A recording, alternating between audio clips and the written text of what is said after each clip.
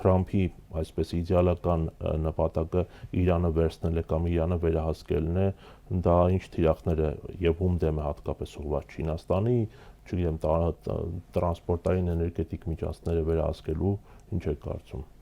Ընդհանուր առմամբ կար այսպեսի կարծիք, որ Իրանի դեմ պատերազմը դա Չինաստանի դեմ գործողություն է Միացյալ Նահանգների կողմից, բայց ես կարծում եմ պետք չէ թերագնահատել հենց Իրանի նշանակությունը եւ գնահատել Իրանին ոչ միայն որպես ճանապարհ դեպի Չինաստան կամ չգիտեմ Չինաստանի ճանապարհին ինչ որ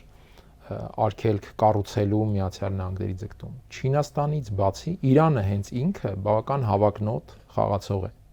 Բավական զուսպ, բավական լուռ երբեմն, բայց կրկնեմ այդ ռազմավարական համբերատարության տիրապետող,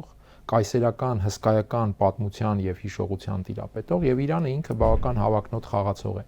Պետություն, որը 4 տասնամյակ լինելով խիստ պատժամիջոցների ներքո, այդուհանդերձ պարունակում է այնպիսի ներուժ, կուտակում է այնպիսի ներուժ, կարողանում է ապահովել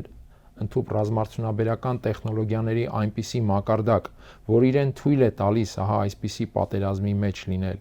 գերտերության հետ, սա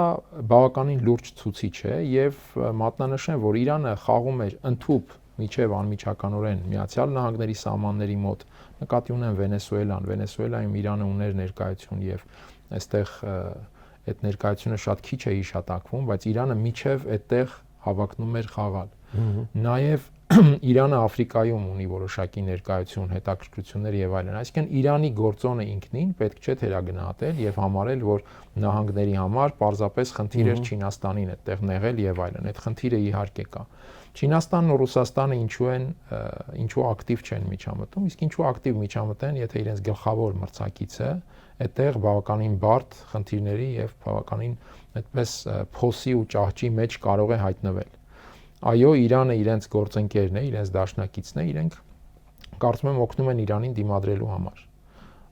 Դա պետք է նաև Իրանին, որովհետև եթե հավակնությունները աշխարհակարգային այդ հարաբերություններում հաստատելու խնդիր կա, ապա Իրանը դա կարող է անել հենց այս պատերազմին դիմանալու միջոցով։ Այսինքն Իրանի համար այստեղ մի հանգուցային խնդիր լուծելու տարբերակ է։ Եվ այս տեսանկյունից նաև արժե հիշատակել ռուս-իրանական մեծ պայմանագիրը։ Ես կարծում եմ, որ այս պատերազմի հանրագումարում այդ մեծ պայմանագիրն է ավելի արժևորվելու թե երկկողմ, թե ռեգիոնալ իմաստով։